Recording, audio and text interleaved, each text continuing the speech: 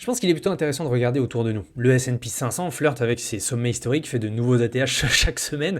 Le Nasdaq, pareil, est en feu. On est, selon toutes les mesures traditionnelles, dans un environnement de risk on, où l'argent cherche le risque et le rendement. Et pourtant, Bitcoin ne fait rien. On est dans une divergence qui rend tout le monde fou, ça brise un peu les algorithmes, ça frustre les investisseurs, et ça nous fait poser cette question angoissante.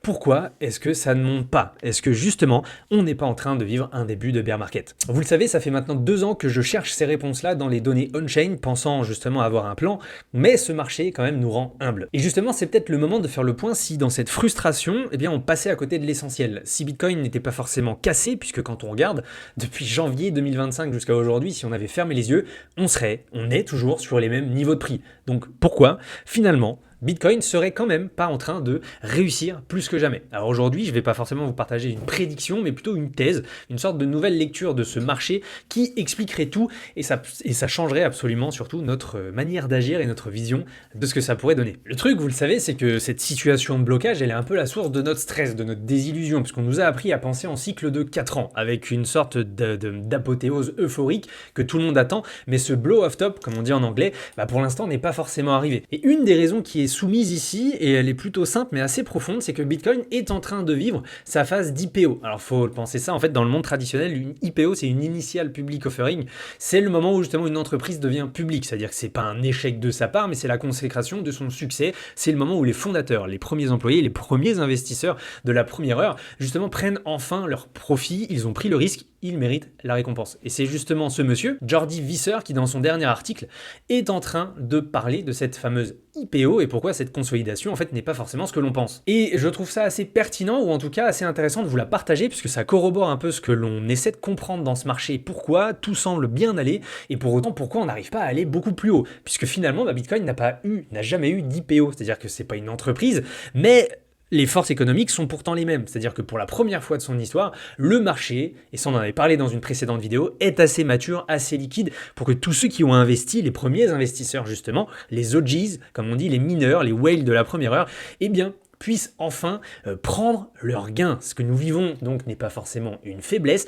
mais c'est potentiellement la plus grande transition de richesse de l'histoire de cet actif qu'est Bitcoin. Et ça, cette thèse, en fait, si vous voulez, c'est pas simplement une idée, puisque encore une fois, on peut l'avoir dans toutes les données, on peut regarder de ce qui se passe au niveau on-chain, et justement, c'est ce que l'on observe. C'est-à-dire qu'on voit très bien un réveil des anciens coins, ça on le sait. Globalement, ça fait déjà depuis la fin 2023 qu'on voit très bien des vieux coins être remis en vie, comme on dit. On voit des pièces qui n'ont pas bougé depuis 5, 7, 10 ans, qui sont justement être réactivées. Ce ne sont pas du tout des investisseurs qui paniquent, à l'inverse, ce sont des adresses dormantes qui se réveillent. C'est la preuve, si vous voulez, que ces fameux vieux hodlers sont en train de vendre, mais pas par peur, mais cette fois parce que par le succès. Dans le sens où, quand on regarde ce graphique, et ça James Check l'avait remarqué dans un de ses précédents papiers, c'est que pour l'instant, on est un peu depuis, j'ai envie de vous dire, à peu près depuis mars-avril, dans cette phase où beaucoup de coins sont réveillés, sont remis en vie, et on voit très bien qu'on est vraiment en train de voir une pression vendeuse massive sur le marché. On n'est pas comme les sortes de top euphorique qu'il y a eu déjà en mars 2024 ou novembre-décembre 2024, on avait des pics à plus de 2-3 milliards de prises de profit par jour. Là, vous le voyez, ça monte crescendo, alors que le prix, lui, encore une fois, si on le prend depuis la mi-décembre 2024, on est quasiment sur les mêmes niveaux de prix, ça ne bouge pas vraiment, alors que pourtant la pression vendeuse, on le voit, est vraiment ici. Donc en fait, on se retrouve face à une distribution qui est lente, patiente, mais surtout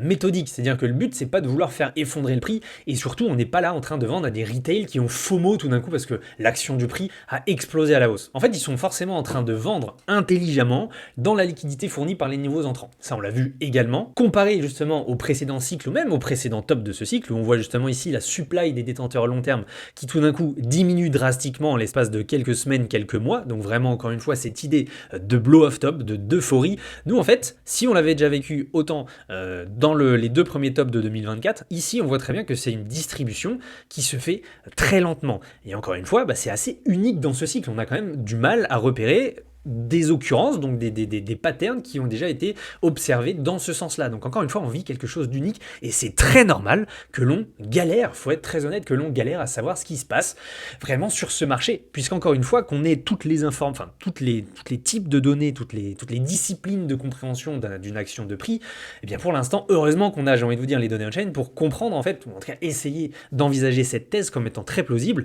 sur le fait que on vit vraiment voilà, ce grand transfert de richesse pour la première fois de l'histoire, non pas pour vraiment se dire « Ok, j'ai réussi, je prends mes gains, j'ai peur que le marché se retourne, je m'en vais ». Ici, on est plutôt dans cette optique de « J'ai réussi mon pari, j'ai gagné, je prends mes gains ». Et très bien pour tout le monde. Donc on se retrouve vraiment dans cette phase où ici, il y a une vente intelligente de la liquidité. Justement, qui va reprendre le flambeau? Les fameux ETF, les entreprises, les gouvernements, les fonds d'investissement. Donc en fait, c'est assez intéressant parce qu'on est vraiment en train de voir ça et d'observer ce transfert de richesse que l'on n'avait pas forcément vu depuis la création de BTC, hormis justement, on va dire, des fameux hodlers jusqu'au petit retail qui tout d'un coup FOMO sur le prix. Là, on est vraiment en train de voir quelque chose qui est beaucoup plus profond, et c'est vraiment intéressant de lire ce papier-là, puisque encore une fois, ça expliquerait beaucoup de choses sur l'action du prix et de ce qui se passe au niveau on-chain. Puisqu'au final, même quand on regarde au niveau des profits réalisés, puisqu'encore une fois, c'est tout l'objet de voir quand est-ce que, vous le savez, il y a beaucoup trop de profits réalisés, et nous aussi, on va essayer d'être intelligents et faire la même chose, on avait ces pics euphoriques que l'on avait vus déjà en 2021, en 2017, c'était une autre échelle, mais exactement pareil, 2024 par 2 fois, et même juillet 2025, mais depuis, en fait, on remarque très bien que ces prises de gains durent depuis la fin avril, et que ça ne diminue pas forcément plus. Donc forcément, on est sur du 6-7 mois d'affilée avec des prises de profit énormes à plus de 1 milliard par jour. Et pour autant, on a toujours Bitcoin qui tient au-dessus des 100 000 $, ce qui est énorme, en tout cas je trouve comme synthèse de la chose. On a un Bitcoin qui est extrêmement résilient. On le voit très bien sur la rotation de capitaux, les attraits de capitaux pour BTC ici uniquement. Eh bien, c'est un peu pareil. Ça fait vraiment depuis globalement la mi-mai qu'il y a des afflux de capitaux globalement en moyenne supérieurs à 30 milliards d'ajouts de capitaux dans le marché, dans la capitalisation réalisée de BTC, depuis quand même 5-6 mois. Donc ce qui est énorme, encore une fois, très loin du pattern en fait historique observé où on a des euphories sur le marché avec tout d'un coup des arrivées de capitaux qui font qui font en l'espace d'un mois un x10 qui arrive sur le marché. Là, on est sur quelque chose de stable et encore une fois, ça explique énormément pourquoi BTC stagne. On a des vendeurs historiques qui ont une pression vendeuse énorme, mais à la fois, on a des investisseurs méthodique cette fois, qui arrive sur le marché et qui justement fait un peu ce mélange, ce cocktail où nous on ne sait pas sur quel pied danser en tant qu'investisseur, mais voilà, les institutions, les plus gros bonnets, eux savent très bien qu'ils ne vont pas se rusher sur le prix, et c'est extrêmement intéressant de le relever. Et je trouve personnellement que comprendre ça c'est un peu la résolution et ce qui fait tout changer, c'est-à-dire que le sentiment, pour autant il est au plus bas. Il y avait cette charte que j'avais trouvée d'un analyste en chef de chez Glassnode, qui nous montrait que par exemple au niveau des pertes non réalisées sur les altcoins, on était au même point, à la même ampleur qu'après le crash de FTX en 2022, de la plateforme de FTX. Donc c'est pour dire à quel point on est sur un marché qui globalement prend à contre-pied, je pense, beaucoup d'investisseurs et qui ici fait mal malheureusement aux plus petits coins et globalement qui met dans le doute ce qui peut se passer même sur BTC, même sur Ether, etc. Mais finalement, on est quand même dans une phase de distribution. On attend tous un peu cette fameuse fusée, cette fameuse explosion à la hausse, alors que finalement, en fait, on assiste simplement à un passage de flambeau. Donc le but n'est pas forcément d'attendre le top, mais c'est plutôt est-ce qu'on a envie de participer à ce changement de détention de BTC, à ce changement finalement de potentiellement ceux qui auront la main sur Bitcoin. C'est-à-dire qu'avant on était sur les fameux hodlers, typiquement, et maintenant ceux qui vont le détenir en masse, ce seront ces fameux détenteurs d'ETF, ces fameuses entreprises, ces fameuses institutions ou fonds d'investissement, et finalement les détenteurs historiques sur BTC commencent à passer le relais.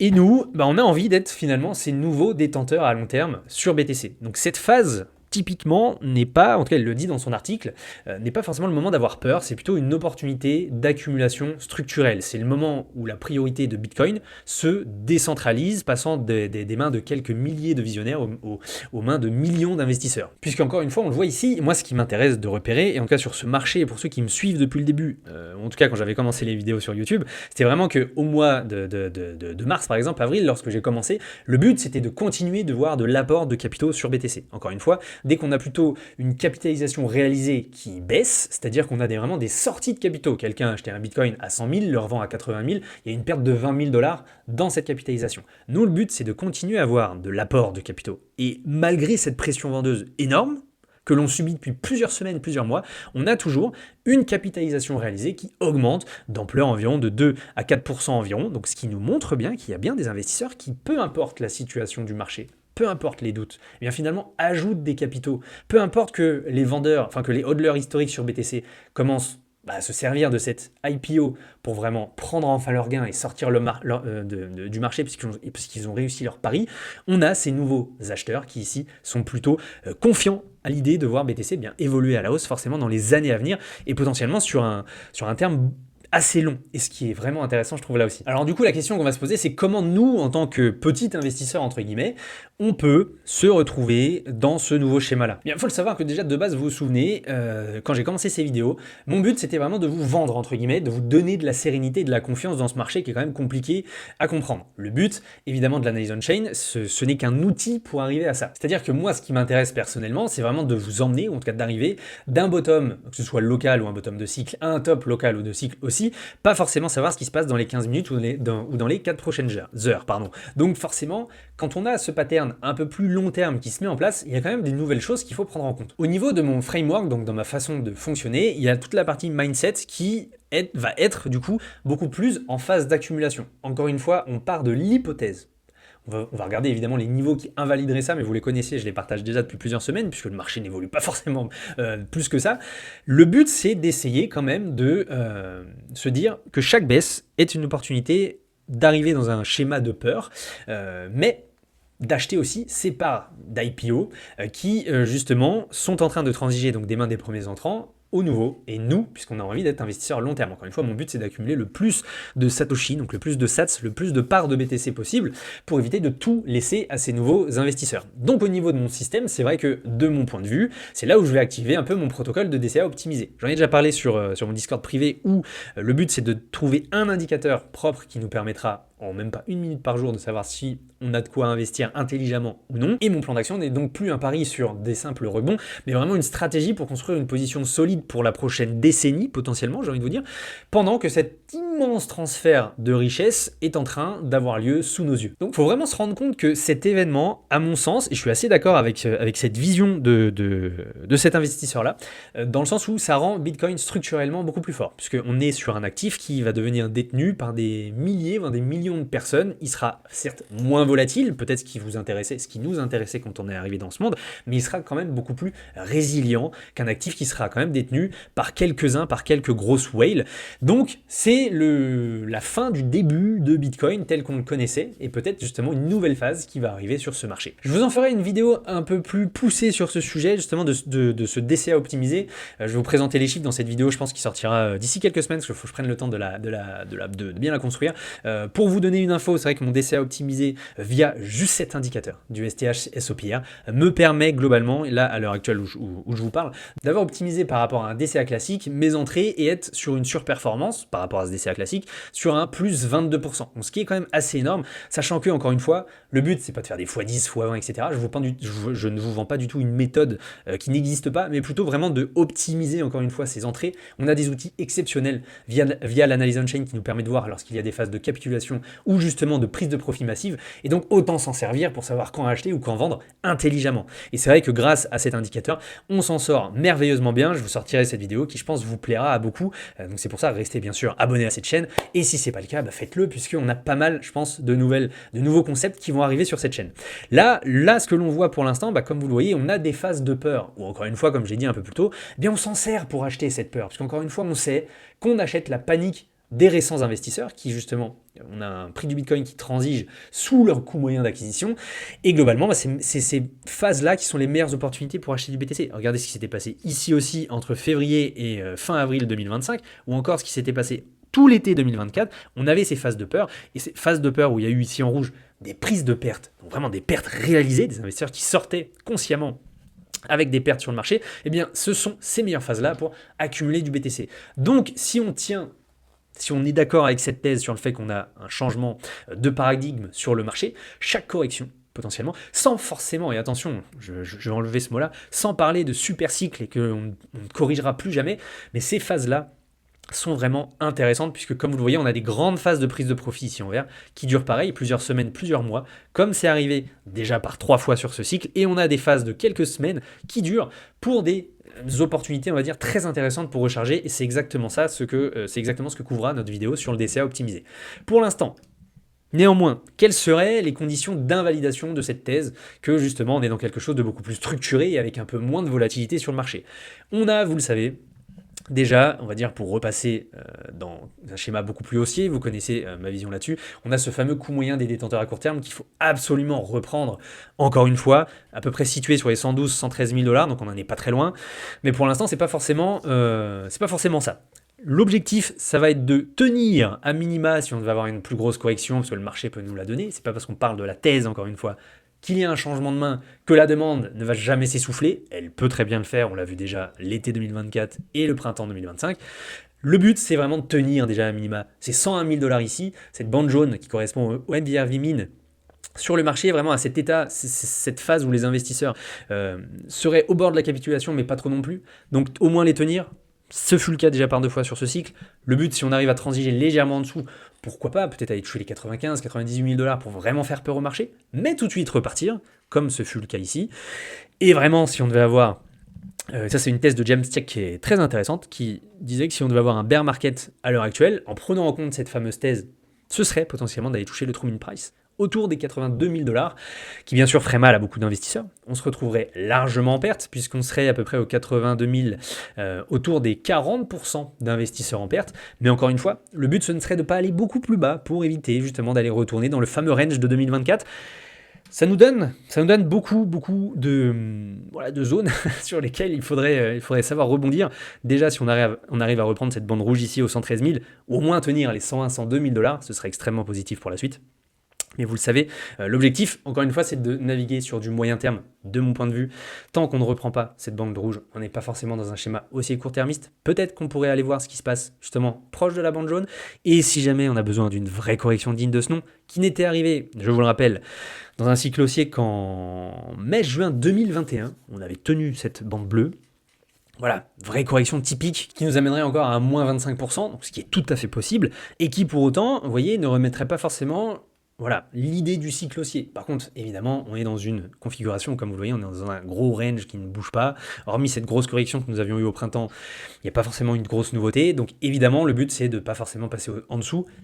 Je n'aimerais pas personnellement, mais on surveille ces niveaux-là, on se prépare à tous les scénarios, puisqu'encore une fois, c'est un peu notre but.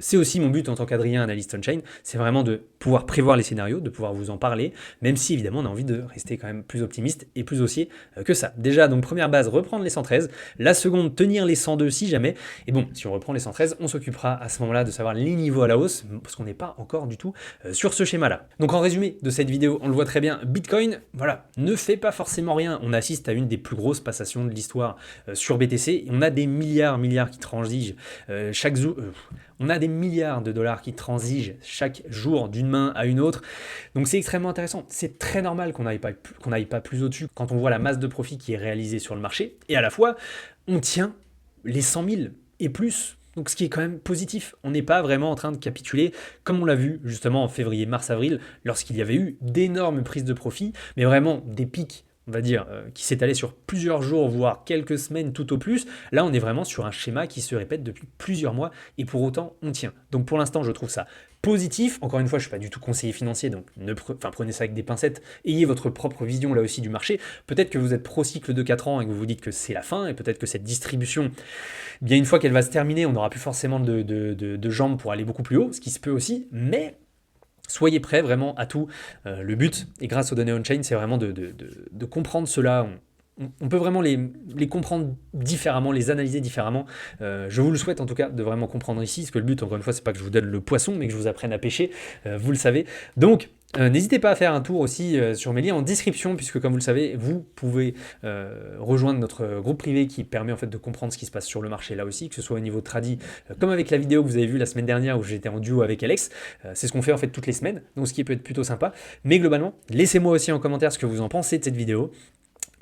Si justement vous corroborez un peu cette thèse extrêmement pertinente, je trouve, en tout cas très intéressante parce que ça change un peu de ce que l'on voit d'habitude, n'hésitez pas. Et globalement, j'espère que cette nouvelle vidéo vous aura plu. Un concept un petit peu différent, pas forcément un point de marché de long en large et en travers, mais plutôt une cohérence avec ce que l'on peut comprendre de cette thèse-là, de ce changement de main historique et de ce que l'on voit au niveau des data on-chain, qui mine de rien rend encore cette discipline d'autant plus pertinente puisqu'on est vraiment en train de voir ça et ça faisait plusieurs semaines qui, je pense que vous l'avez remarqué, cherchait un peu des termes sur qu'est-ce qu'il se passe. Qu'est-ce qui se passe vraiment. Très compliqué de se dire, c'est bizarre, on voit une phase de distribution intensive, mais à la fois un prix qui se maintient au-dessus des 100 000, 110 000 dollars. Et on a un peu une sorte de thèse, d'idée derrière un peu ce genre de mouvement que je trouve extrêmement intéressant, extrêmement pertinent, puisqu'encore une fois, sachez que nous sommes en train de vivre un moment assez unique dans l'histoire de Bitcoin, et nous sommes là pour le vivre. Alors c'est stressant, certes, mais au moins on a un semblant d'information grâce aux données on-chain pour comprendre ce qui se passe. J'espère que cette vidéo vous aura plu, et je vous dis à la semaine prochaine. Prenez soin de vous, et une très bonne semaine, un très bon dimanche. C'était Adrien, c'était Crypto Sapiens, à très bientôt.